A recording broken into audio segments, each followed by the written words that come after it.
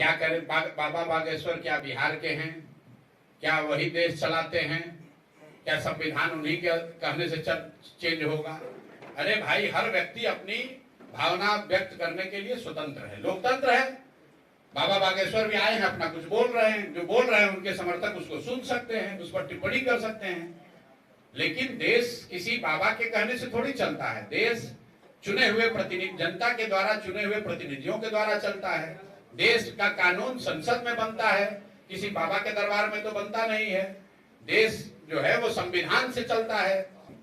इस देश को बनाने वालों ने, इस देश के फाउंडिंग फादर्स ने जब इस देश को सेकुलर राष्ट्र के तौर पर बनाया है, तो आप और हम कौन है हिंदू राष्ट्र की बात करने वाले? क्या ऐसे मांग करने वाले लोग गांधी जी से बड़े समझदार हो गए? क्या गांधी, नेहरू, पटेल, सुभाष चंद्र बोस, बाबा साहब अम्बेडकर, इन सबसे बड़े यही लोग हो गए?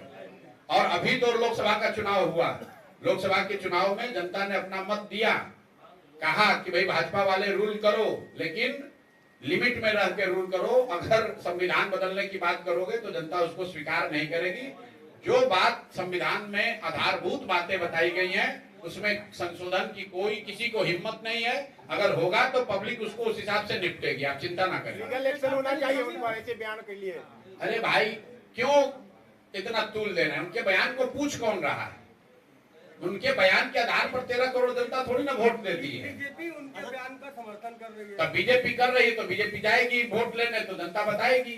आप ये बताइए कि बीजेपी अगर उनके बयान का समर्थन कर रही है कि हम संविधान को बदलकर यहाँ पर हिंदू राष्ट्र बना देंगे, तो फिर रोज प्रधानमंत्री और अमित शाह जी क्यों कह रहे हैं कि नहीं, हम संविधान से एकदम बंधे हुए हैं?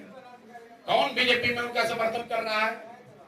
कौन समर्थन कर रहा है? प्रधानमंत्री ने तो कहा नहीं, अमित शाह जी ने तो कहा नहीं। पार्लियामेंट में भाजपा को दम है तो कह दे कि हम हिंदू राष्ट्र लागू करेंगे, हम संविधान बदल देंगे। हमने तो सुना नहीं।